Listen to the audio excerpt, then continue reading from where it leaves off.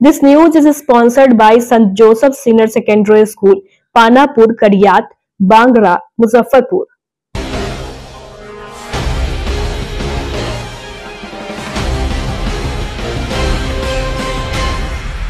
नमस्कार, मैं श्रुति और आप देख रहे हैं डेन न्यूज। खबरों को आगे बढ़ाने से पहले आइए एक नजर डालते हैं उन खबरों पर जो बनी है आज की सुर्खियां।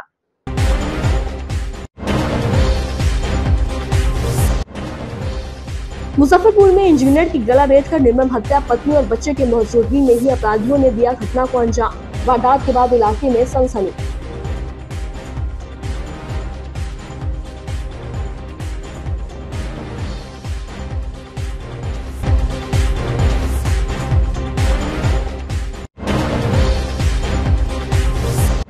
मुजफ्फरपुर में फिर बैंक लूट, हथियार बंद अपराधियों ने ग्रामीण बैंक से लूटे 11 लाख रुपए। नाकेबंदी कर अपराधियों की तलाश जारी।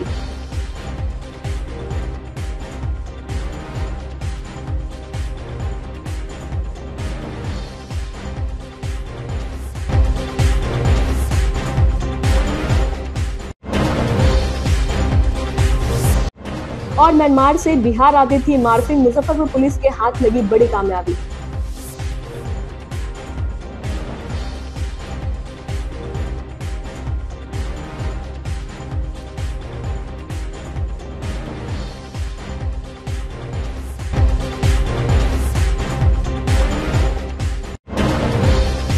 तो ये थी आज की सुर्खियां, अब खबरें विस्तार से।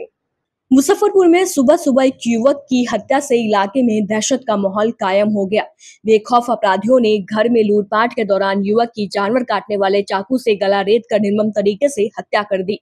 घटना काजी मोहम्मदपुर थाना क्षेत्र के मारीपुर स्थित रामराजी रोड की है। मृतक की पहचान मोहम्मद हबीब का 38 वर्षीय पुत्र मुमताज अहमद के रूप में हुई है। मुमताज वैशाली जिले के भगवानपुर स्थित ब्लॉक में ग्राम पंचायत सेवक के रूप में कार्यरत था। घटना के बाद से परिवार में कोहराम मच गया है। हत्या की सूचना पर थानेदार जयप्रकाश सिंह के साथ डीएसपी टाउन 1 सीमा देवी और सिटी एसपी कोटा किरण कुमार दलबल के साथ मौके पर पहुंचे और छानबीन की। एफएसएल की टीम को भी बुलवाया गया। फॉरेंसिक की टीम ने मौका वारदात से सबूत इकट्ठा कर जांच के लिए लैब ले गई। जानकारी के अनुसार मृतक मुमताज अपने घर के पहले फ्लोर पर बेडरूम में सो रहे थे। उसकी पत्नी शवा फिरदौस और 3 बच्चा दूसरे रूम में सोई हुई थी। इसी दौरान अपराधी घर के पीछे के रास्ते से छज्जे पर पहुंचे और उसके बाद गैलरी का गेट का ताला गैस कटर से काटकर कमरे में प्रवेश किए और लूटपाट करने लगे। मुमताज के विरोध करने पर अपराधियों ने उसका गला रेत कर मौत की नींद सुला दिया। हालांकि मुमताज ने अपराधियों के साथ काफी संघर्ष किया, लेकिन वह सफल नहीं हो पाए। शोरगुल की आवाज सुनकर मुमताज की पत्नी की नींद खुली। जब तक वह कमरे में पहुंची तब तक सभी अपराधी फरार हो चुके थे, जिसके बाद शबा अपने शौहर का खून से लथपथ शव देखकर चित्कार मारने लगी, जिसके बाद भारी संख्या में लोगों की भीड़ मौके पर जुट गई। घर के अलमारी से आभूषण और एवं कैश गायब है। हैरानी की बात तो ये है कि अपराधियों ने घटना को अंजाम देने के बाद सीसीटीवी का हार्ड डिस्क अपने साथ ले गए। आशंका जताई जा रही है कि मृतक मुमताज के घर के ठीक पीछे रेलवे लाइन है। उधर से ही अपराधी आकर घटना को अंजाम देकर बड़े ही आराम से चलते बने। फिलहाल पुलिस आसपास के इलाके में लगे सीसीटीवी के आधार पर अपराधियों की पहचान करने में जुटी हुई है। क्या हुआ था? तो अच्छा से बोला बेटा, होश में आवा था।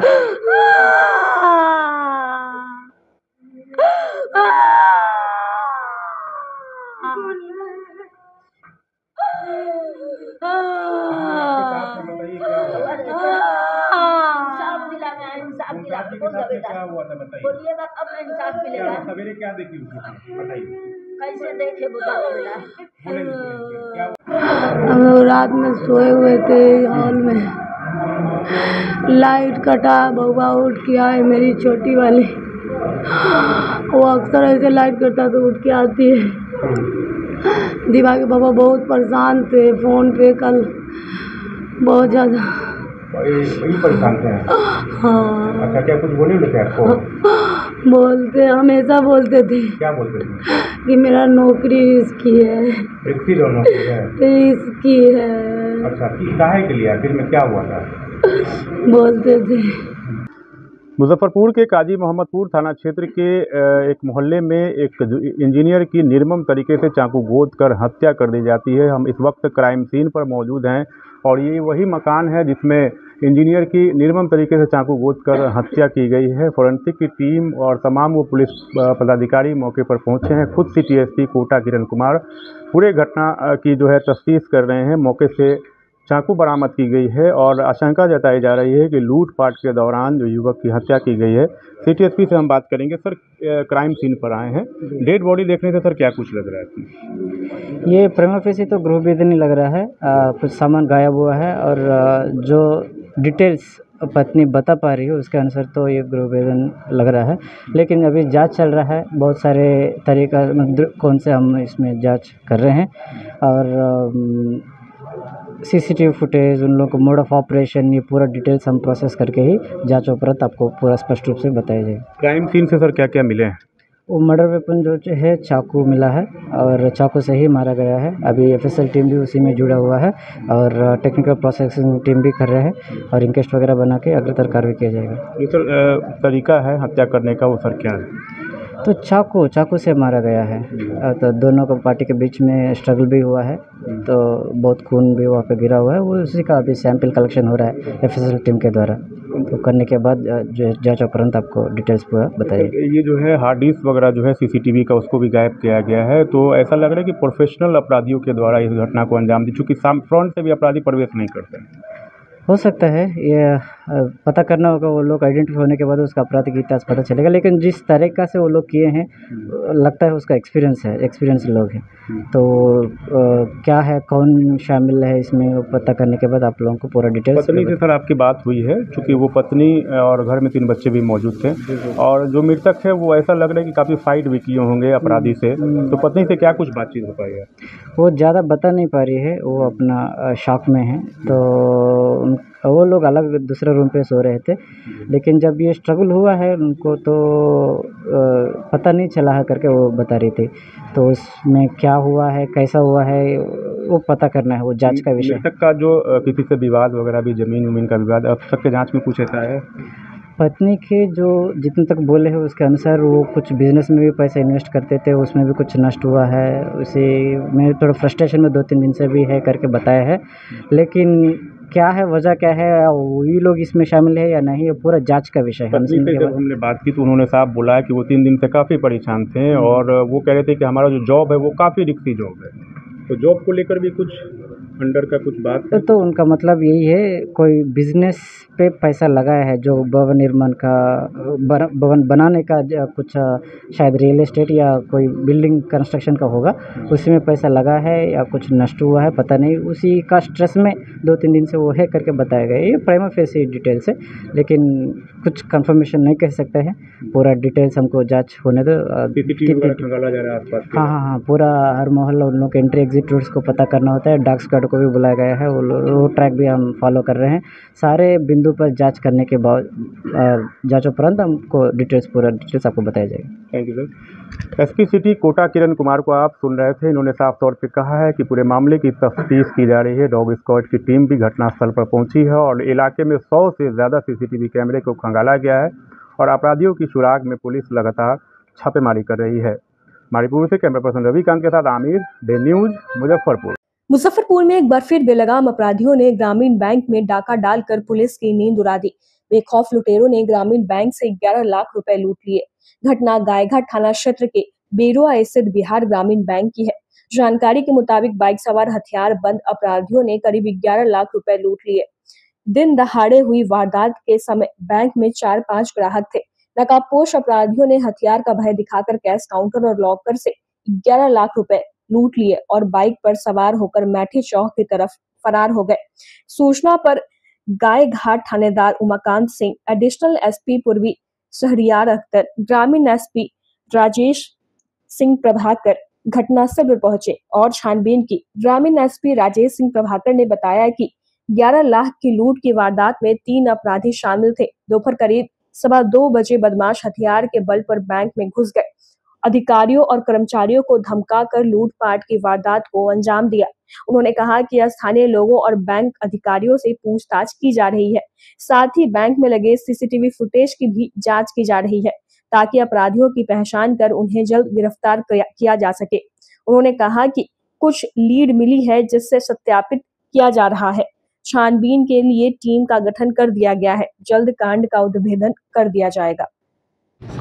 बेरुआ ग्रामीण बैंक, बिहार ग्रामीण बैंक में आज करीब 2:15 बजे के आसपास 3 अपराधकर्मी अंदर प्रवेश कर गए हथियार के बल पर और वहाँ बैंक के अंदर बैंक कर्मियों के साथ लूटपाट करते हुए लगभग 10 लाख रुपए की लूट की घटना को अंजाम दिया है। घटना की जानकारी मिलते ही लोकल SHO STPO पहुँचे हैं। मैंने भी घटनास्थल का अवलोकन कर यहाँ स्थानीय लोगों से और बैंक कर्मियों से पूछताछ की है। घटना में जो संलिप्त अपराधकर्मी हैं उनके बारे में कुछ जानकारी हासिल हुई है और वो जो प्रिलिमिनरी जो जानकारी हासिल हुई है उसके आधार पर टीम को गठित करते हुए उसे काम कराया जा रहा है। शीघ्र कांड उद्भेदित होगा, अपराधकर्मी पकड़े जाएंगे और लूटे हुए राशि की भी बरामद की। कितनी लूट हुई है? लगभग 10 लाख रुपये की। अभी क्योंकि फर्द बयान हो रहा है तो फर्द बयान के बाद स्पष्ट राशि का पता चल पाएगा, लेकिन अभी जो पूछताछ में जो बातें आई हैं उस हिसाब से प्रिलिमिनरली अभी लग रहा है कि लगभग 10 लाख रुपये की लूट। मुजफ्फरपुर में पुलिस और नारकोटिक्स टास्क फोर्स को एक कार्रवाई में बड़ी कामयाबी मिली है। मोतीपुर थाना क्षेत्र के नडियार के पास NH-27 पर छापेमारी कर 2 किलो मार्फिन के साथ एक तस्कर को गिरफ्तार किया गया है। जब्त की गई मार्फिन की कीमत अंतर्राष्ट्रीय काले बाजारों में लगभग 2 करोड़ बताई जा रही है। गुप्त सूचना के आधार पर नाडियार वाटर पार्क के समीप वाहन चेकिंग के दौरान रविवार देर रात तस्कर को दबोचा गया। उसकी बेलेरो गाड़ी भी जब्त कर ली गई। पकड़े गए तस्कर की पहचान बरुराज थाने के माधोपुर मधु निवासी राजेश तिवारी के रूप में हुई है। वर्तमान में वह पश्चिम बंगाल के दार्जिलिंग के पश्चिम मदाती भीमभार फांसीदेवा में रहता है।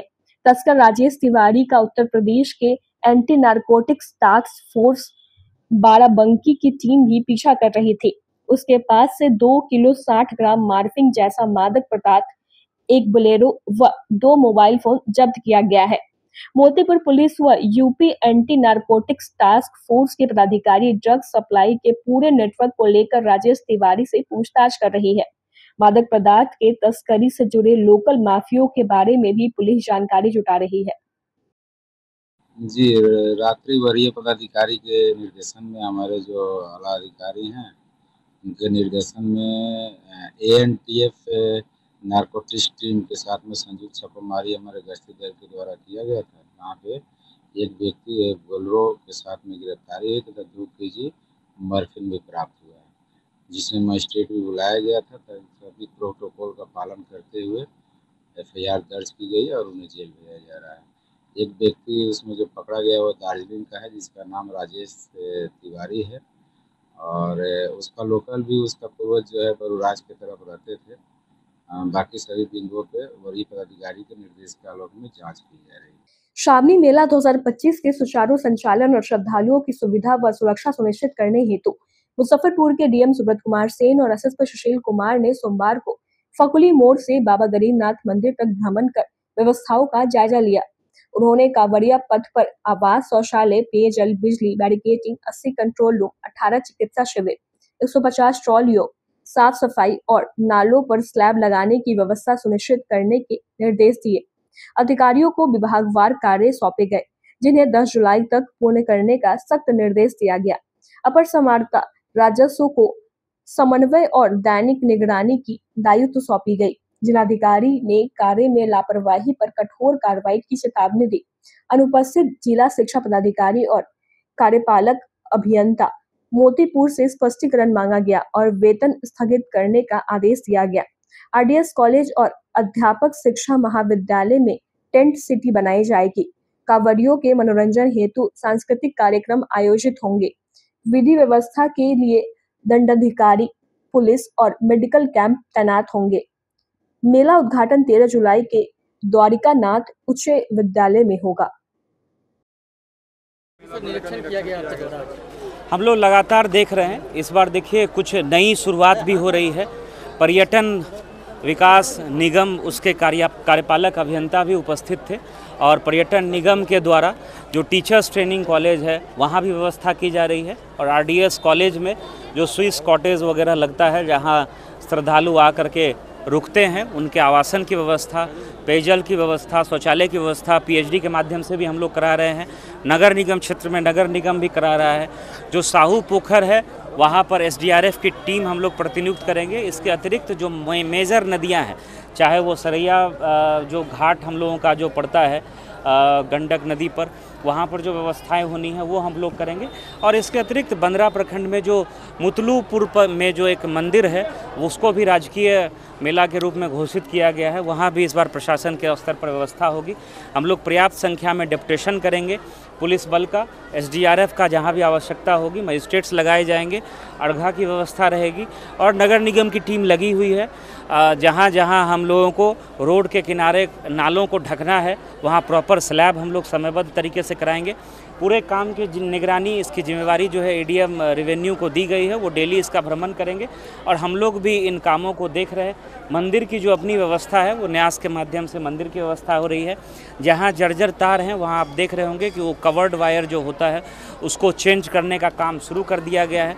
पोल के नीचे जो 3-4 फीट में हम लोग ढकने का काम करते हैं प्लास्टिक से, उसको भी हम लोगों ने ढकने का काम शुरू कर दिया है।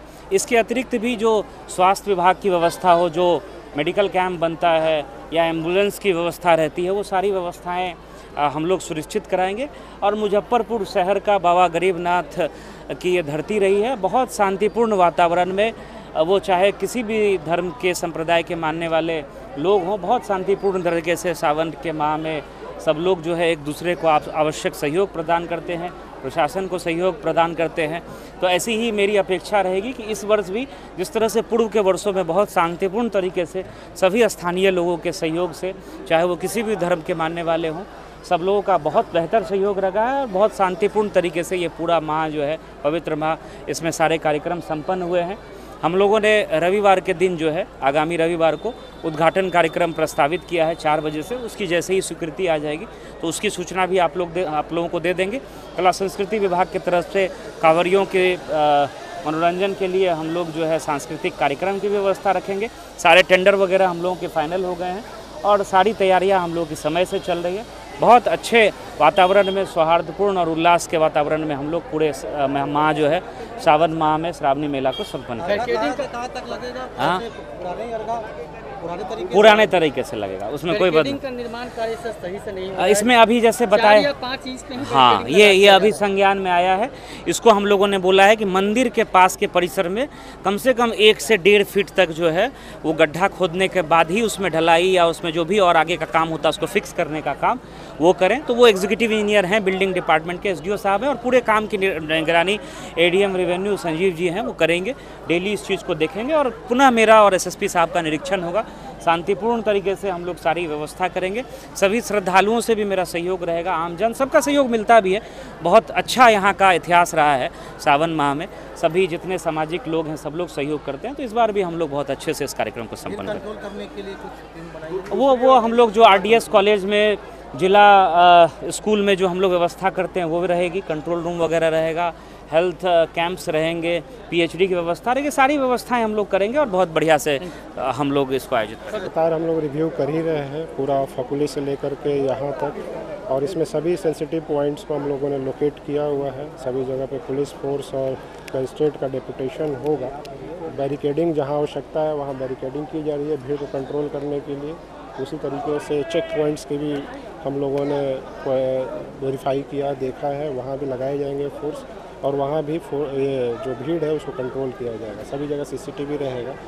और उसके अलावा अभी ये लगातार हम लोग की रिव्यू चलती रहेगी। जो भी अभी कमी है उसको हम लोगों ने अभी देखा है, उसको निर्देशित किया। तत्वों के लिए सर क्या कुछ मैसेज रहेगा? सामाजिक तत्वों पे तो हम लोग लगातार जो है बाउंड डाउन करते ही हैं और सीसीए की कार्रवाई करते हैं, इसमें भी हो रहा है। और बाकी अभी अन्य जो है चीज़ें लगातार अभी हम लोग कार्य। मुजफ्फरपुर के साहेबगंज थाना अंतर्गत बीएलओ गुड्डू लाल ठाकुर की हत्या से इलाके में भारी आक्रोश फैल गया है।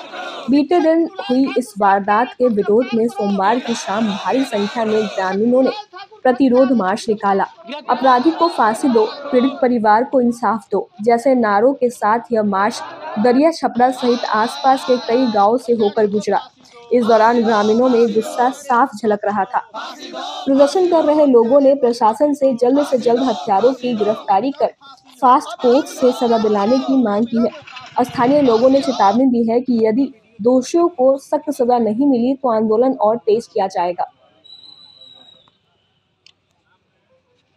चला जाए। अब हम लोग आगे चलेंगे। आज ये प्रतिरोध मार्च सह कैंडल मार्च निकाला गया है शिक्षक गुरुलाल ठाकुर के हत्या के खिलाफ में, जिसमें प्रशासन से मांग है से अविलंब हत्यारा की गिरफ्तारी हो। लोगों में देखा जा रहा है, आक्रोश देखा जा रहा है। लोगों में भारी आक्रोश है। लोगों का कहना है कि हत्यारे को अविलंब गिरफ्तार करो। प्रशासन से क्या मांग है? प्रशासन से मांग है कि हत्यारे को अविलंब गिरफ्तार करो। पुलिस से बात हुई है, पुलिस अधिकारियों से? प्रशासन से बात हुई है, लेकिन जब तक गिरफ्तारी नहीं होती है तो बात से काम नहीं न चलेगा। गिरफ्तारी चाहिए। पुलिस अभी तक हम लोग को आश्वासन देकर गई हुई है कि 4 दिन में हम लोग गिरफ्तार करेंगे, लेकिन अभी प्रशासन का कुछ यहाँ पे कोई नहीं है। अभी तक कोई आता पता नहीं है, इसलिए हम लोग आक्रोश मार्च निकाले हैं। प्रशासन होश में आओ, होश में आओ, होश में आओ। प्रशासन होश में आओ। प्रशासन से बोले कि गिरफ्तार करें, गिरफ्तार कब गिरफ्तार करेंगे? जल्द से गिरफ्तार करें ताकि लोगों में आक्रोश की भावना हो जो कम हो। न तो और प्रशासन गिरफ्तार नहीं करती है तो इससे और भी आगे हम लोग बढ़ेंगे, और भी धरना प्रदर्शन होगा, और भी जो भी होगा इसके आगे कानूनी दायरे में रहकर वो सब करेंगे। प्रशासन से ये निवेदन है कि जल्द से जल्द अपराधी को गिरफ्तार करें। मुजफ्फरपुर के तिलक मैदान रोड स्थित कांग्रेस कार्यालय में सोमवार को महागठबंधन की घटक दलों की महत्वपूर्ण बैठक आयोजित हुई, जिसमें राष्ट्रीय जनता दल, कांग्रेस, सीपीआई, सीपीआईएमएल और वीआईपी शामिल हुए। बैठक में मतदाता पुनरीक्षण कार्य के विरोध में रणनीति बनाई गई। राज्य जिला अध्यक्ष ने मीडिया को संबोधित करते हुए घोषणा की कि 9 जुलाई को शहर में चक्का जाम किया जाएगा। उन्होंने कहा कि इस आंदोलन को सफल बनाने के लिए सभी घटक दल सुबह खुदीराम बोस स्मारक स्थल पर एकत्र होंगे और शहर में घूमकर लोगों को मतदाता पुनरीक्षण की खामियों के बारे में जागरूक करेंगे। उन्होंने आरोप लगाया कि सरकार मतदाताओं को उनके वोटिंग अधिकार से वंचित करने का प्रयास कर रही है। हालांकि विरोध के दबाव में चुनाव आयोग ने कुछ सुधार किए, परंतु कई कमियां अब भी बरकरार है। जिला अध्यक्ष ने दावा किया कि 9 जुलाई का चक्का जाम इतना प्रभावी होगा कि 10 जुलाई को चुनाव आयोग को मतदाता पुनरीक्षण कार्य रोकना पड़ेगा। की बैठक हुई है कांग्रेस कार्यालय में। इसके पहले राष्ट्रीय जनता दल के कार्यालय में बैठक हुई थी। निर्णय हुआ है यहाँ के तमाम घटक दल के नेताओं का कि इसके बाद हम लोग माले कार्यालय में बैठक करेंगे। उसके बाद सीपीआई, सीपीएम, सीपीआई, वीआईपी के भी कार्यालय में हम लोग जाएंगे। इससे अपनत्व बढ़ेगा। तमाम जगहों पर घूम घूम कर हम लोग बैठक करेंगे।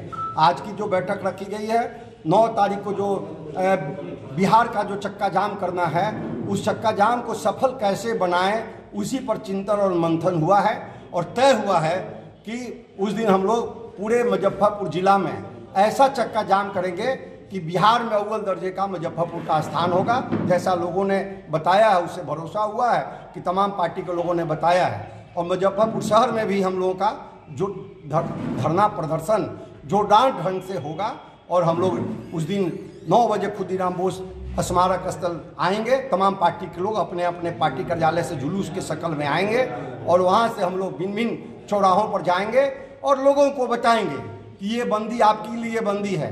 ये बंदी कोई राष्ट्रीय जनता दल, कोई कांग्रेस, कोई सीपीआई, सीपीएम, माले और वीआईपी की बंदी नहीं है। ये बंदी आपके लिए है। चाहे आप बीजेपी के लोग हों, चाहे माने आप जेडीयू के लोग हों, जो भी लोग हैं, जो पिछड़ी जाति के लोग हैं, उन लोगों को इस वोट में वोट गिराने से वंचित किया जा रहा है। उनके लोगों को भी लगना चाहिए, लेकिन उनके लोग नहीं लग रहे हैं। हम लोग रहे हैं, तो हम लोग यही जागरूक करेंगे। आप अपना नाम भी जुड़वाइए। और एक तरफ हम लोग प्रेशर करना चाहते हैं चुनाव कमीशन पर। थोड़ा थोड़ा प्रेशर हमारे गठबंधन के साथियों ने किया है, दिल्ली से लेकर पटना तक। तो भिन्न भिन्न तरह की बातों को बदलने का, बरगलाने का काम चुनाव कमीशन, नेशनल चुनाव कमीशन ने किया है। तो हम लोग लगता है कि पेड़ को हम लोगों ने थोड़ा हिलाया है, झकझोरा है। तो इन लोगों ने बातों पर अपना बैक आने का काम किया है। 9 तारीख को ऐसा पेड़ हिलाया जाएगा कि 10 तारीख को ऐसा आपको सुनने को मिलेगा कि इस पुनरीक्षण कार्य को बंद किया जाता। मुजफ्फरपुर के आमगोला स्थित एक विवाह भवन में महाकाल सेवा दल ने कांवरियों की सेवा के लिए सदस्यों का शपथ ग्रहण समारोह का आयोजन किया। उद्घाटन दीप प्रज्वलित कर और बाबा गरीबनाथ की तस्वीर पर मंत्रोच्चारण के साथ पूजन से किया गया। टी शर्ट का विमोचन हुआ। इसके बाद चुनाव हुआ, जिसमें आकाश चौधरी अध्यक्ष चुने गए, अरविंद सिंह मुख्य संरक्षक, रमेश रत्नाकर, गोपाल फलक, प्रवीण चौधरी, राकेश जायसवाल, महेश राव, संजय जायसवाल संरक्षक, अजीत पटेल मुख्य सचिव व कुणाल श्रीवास्तव, प्रकाश चौहान, रामजी महतो, कुणाल पटेल को सचिव, उज्जवल सहनी कोषाध्यक्ष, रोशन कोषाध्यक्ष, अमरनाथ चौधरी, शिवम, अमित चौहान, युवराज चौहान व रवि जायसवाल उपाध्यक्ष चुने गए। कार्यक्रम में मुख्य अतिथि उप मेयर डॉक्टर मोनालिसा, पंडित अभिषेक पाठक, गोपाल फलक, सतीश साथी, बबलू चौधरी, अरविंद सिंह, डॉक्टर भानुशंकर, पवन प्रभात, डॉक्टर नवीन सहित अन्य लोग मौजूद रहे। लेकिन महाकाल सेवा दल के द्वारा श्रावणी माह को देखते हुए आज महाकाल सेवा दल के 2200 सदस्य ने सेवा का संकल्प लिया, सेवा का शपथ लिया, जिसको आज 2200 सदस्य और पदाधिकारी मिल करके आज हम लोगों ने शपथ लिया कि बाबा गरीबनाथ के मंदिर में जो भी कांवड़िया भक्त आते हैं उनकी सेवा का संकल्प लिए हैं। और 13 जुलाई को पालकी शोभा यात्रा है, जिसमें आप तमाम शहरवासी पालकी शोभा यात्रा में शामिल हो, जो कि सिकंदरपुर सीढ़ी घाट से 13 जुलाई को 3 बजे से पालकी शोभा यात्रा निकलेगी, जो कि इस बार अलौकिक दृश्य आप सभी मुजफ्फरपुर वासियों को देखने को मिलेगा। शोभा यात्रा में आप सभी से अनुरोध है, कृपया पालकी शोभा यात्रा में शामिल होकर के आप सभी पुण्य यश के भागी बने। वंदे मातरम सेवा मंच के द्वारा पदाधिकारियों व सदस्यों का मनोनयन और शपथ ग्रहण समारोह का आयोजन मुजफ्फरपुर के रामदयालु स्मृति हॉल के सभागार में किया गया, जिसका उद्घाटन पंचायती राज मंत्री केदार प्रसाद गुप्ता व पूर्व मंत्री सुरेश शर्मा समेत अतिथियों ने दीप प्रज्वलित कर किया। मंच की ओर से नई कमेटी की घोषणा की गई। इसमें राजीव सत्यम को लगातार 7वें बार अध्यक्ष चुना गया। वहीं संरक्षण में हरिमोहन चौधरी, डॉक्टर मुन्ना सिंह यादव, विकास गुप्ता आदित्य, डॉक्टर मोनालिसा, संतोष गुप्ता, अमित रंजन, कार्यकारी अध्यक्ष गोलू, प्रधान महासचिव अमित कश्यप, मुख्य सचिव ज्योति सिंह, उपाध्यक्ष धनंजय पांडे, ब्रजभूषण कुमार चुने गए। महासचिव संजित यादव, प्रिया सिंह राजपूत, सचिव नीतीश कुमार, सोनू कुमार, मनीष महतो, ज्योति बाला, राजीव सिंह, कोषाध्यक्ष सुनील चौहान चुने गए।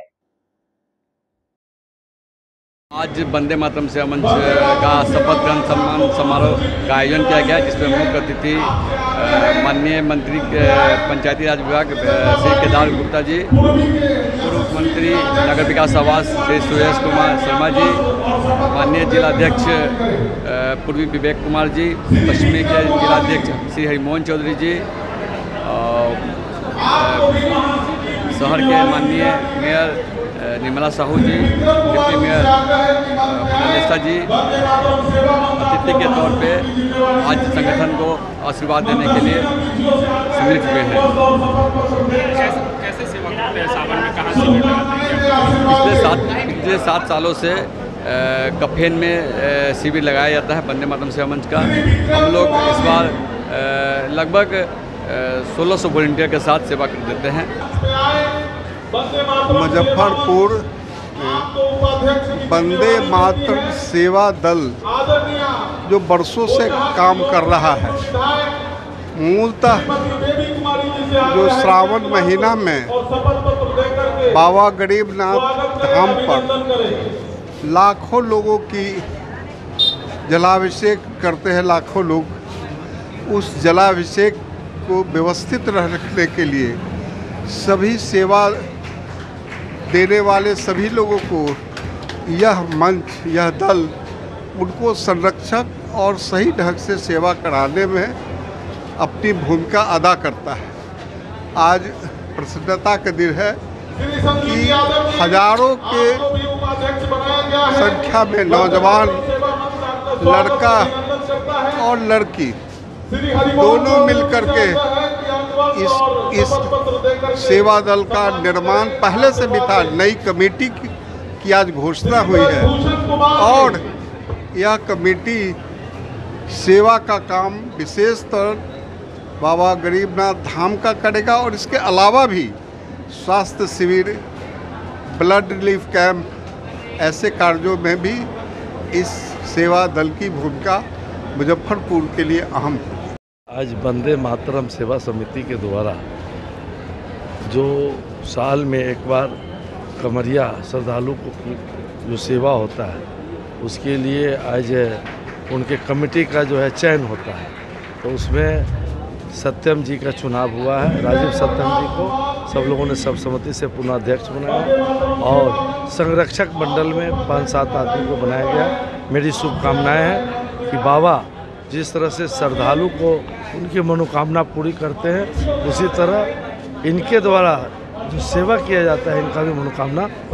MIT कॉलेज मुजफ्फरपुर के ट्रेनिंग एंड प्लेसमेंट सेल द्वारा एंटरप्रेन्योरशिप डेवलपमेंट विषय पर एक दिवसीय एक्सपर्ट टॉक कार्यक्रम का आयोजन किया गया। इस अवसर पर मुख्य अतिथि के रूप में 1980 बैच के मैकेनिकल इंजीनियरिंग के छात्र एवं पूर्व IAS अधिकारी विजय कुमार सिंह उपस्थित हुए। उन्हें कॉलेज की ओर से प्रतीक चिन्ह और शॉल उठाकर सम्मानित किया गया। प्राचार्य डॉक्टर मिथिलेश कुमार झा ने MIT को राज्य तकनीकी विश्वविद्यालय बनाए जाने की आवश्यकता पर बल दिया और कहा कि VK सिंह जैसे विशिष्ट पूर्व छात्रों के सहयोग से संस्थान नई ऊंचाइयों तक पहुंच सकता है। उन्होंने Shri Singh board of governance अभिन्न हिस्सा बताते हुए उनके सतत सहयोग की सराहना की। वहीं पूर्व IAS अधिकारी विजय कुमार ने कहा कि कुछ भी असंभव नहीं है, यदि हम ठान लें तो कोई भी लक्ष्य हासिल किया जा सकता है। उन्होंने सिविल सेवा को करियर विकल्प के रूप में अपनाने के साथ साथ उद्यमिता के क्षेत्र में भी आगे बढ़ने के लिए छात्रों को प्रेरित किया और भारत के वर्तमान समय को एक निर्णायक मोड़ बताया। उन्होंने बिहार की भौगोलिक चुनौतियों, फ्रंट इक्वलाइजेशन नीति और क्षेत्रीय असमानताओं पर भी विस्तार से प्रकाश डाला। आज के समय में काफ़ी संभावनाएं बहुत बढ़ गई हैं, क्योंकि इंटरनेट के कारण काफ़ी नॉलेज और जो इन्फॉर्मेशन है डेमोक्रेटाइज हो गई। सारी चीज़ें, हमें काफ़ी चीज़ों का पता नहीं होता था उन दिनों में। आज बच्चों के लिए संभावनाएं बहुत हैं।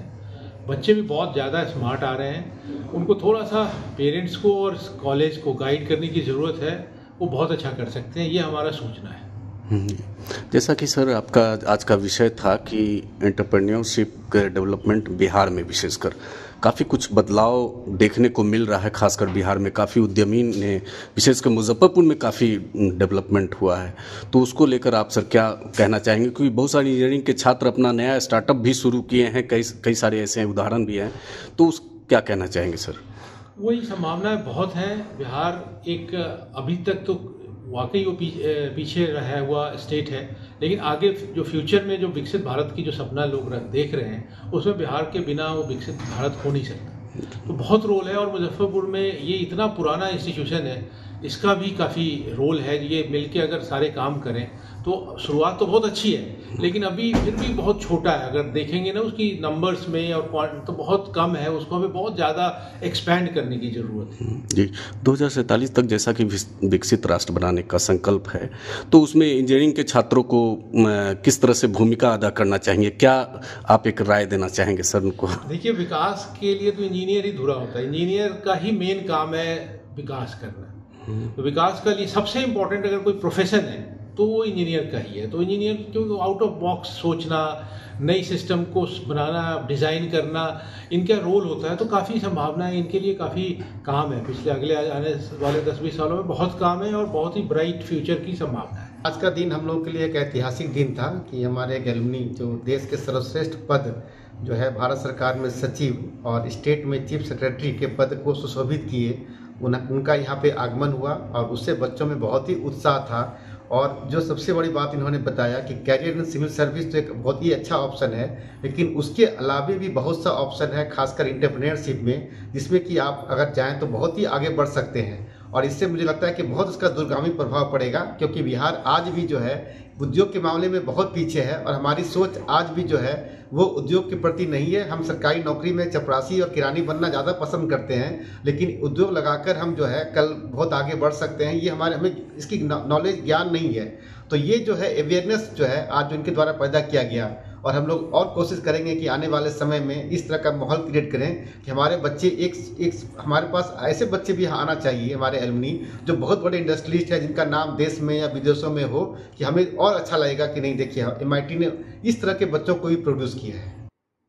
अंतर्राष्ट्रीय सनातन हिंदू वाहिनी के एक प्रतिनिधि मंडल ने सोमवार को कर्पूरी ग्राम रेलवे स्टेशन पर केंद्रीय रेल मंत्री अश्विनी वैष्णव से भेंट कर मुजफ्फरपुर जंक्शन पर तोड़े गए 2 मंदिरों के पुनर्स्थापना हेतु 3 सूत्री मांग पत्र सौंपा। मांग पत्र में तोड़े गए स्थान पर मंदिरों का पुनर्निर्माण, मंदिर तोड़ने, देवी देवताओं की मूर्तियों और गहनों की लूटपाट में शामिल रेल कर्मियों व पुलिस कर्मियों पर विधि सम्मत कार्रवाई तथा पुरानी मूर्तियों की वापसी की मांग शामिल है। वाहिनी के केंद्रीय अध्यक्ष आचार्य चंद्रकिशोर पराशर के नेतृत्व में प्रतिनिधि मंडल, जिसमें प्रमोद कुमार सिंह और दिलीप कुमार शामिल थे, ने रेल मंत्री से इस मामले में त्वरित कार्रवाई की अपील की। रेल मंत्री ने प्रतिनिधियों को न्याय का आश्वासन दिया और पूर्व मध्य रेलवे के महाप्रबंधक छत्रसाल सिंह को निर्देश दिया कि वे वाहिनी के प्रतिनिधियों से तुरंत मिलकर समस्या का समाधान करें। यह कदम धार्मिक भावनाओं के सम्मान और मंदिरों की पुनर्स्थापना की दिशा में महत्वपूर्ण माना जा रहा है। मुजफ्फरपुर जंक्शन पर जो 2 मंदिरों को मार्च में तोड़ा गया था, उसके पुनर्निर्माण के लिए हम लोग प्रशासनिक स्तर पर, कई स्तर पर जीएम तक हम लोगों ने मांग की, मिले, कोई रिज़ल्ट नहीं आया। आज हमारे लोकप्रिय रेल मंत्री अश्विनी जी कर्पूरी ग्राम में कई योजनाओं का उद्घाटन करने के लिए आए हुए थे। उस क्रम में हमारा एक 3 सदस्यीय अंतर्राष्ट्रीय सनातन हिंदू वाहिनी का प्रतिनिधिमंडल उनसे मिला है और उनको ज्ञापन दिया है। उसमें 3 सूत्री हम लोगों ने मांग किया है कि जहां हमारी मंदिर थी वहीं पर मंदिर बनाया जाए, चूँकि वह बिहार सरकार की ज़मीन है। और दूसरा ये कि हमारे जो देवी देवताओं की मूर्तियों को, उनके गहनों को लूटा गया प्रशासन के द्वारा, उसको वापस किया जाए। और तीसरा ये जघन्य अपराध करवाने में विधि विरुद्ध ढंग से मंदिर को तोड़ने वाले अपराधी रेल कर्मियों को सज़ा दी जाए। उन्होंने बहुत ही अच्छे ढंग से इसको सुना है और हम लोगों के सामने ही जीएम को बुला करके और जीएम को कहा है कि इन लोगों से आप मिलिए और डिटेल बात करके इन लोगों की समस्या का समाधान कीजिए। हम आशान्वित हैं कि रेल मंत्री जी के निर्देश का जीएम पालन करेंगे। पूर्व में तो वो हम लोगों से मिलना भी नहीं चाहते थे और इस समस्या का जल्दी ही समाधान होगा। अगर समाधान नहीं होगा तो न्यायालय का दरवाजा खुला हुआ है। आज की खबरों में बस इतना ही। कल फिर मिलेंगे कुछ नई खबरों के साथ। तब तक के लिए हमें दीजिए इजाजत। नमस्कार। Saint Joseph senior secondary school, Panapur, Kariyat, Bangra, Muzaffarpur, affiliated to CBSE 10+2. Co-education. The school maintains a very efficient team of teachers equipped with physics, chemistry, biology, maths and computer lab.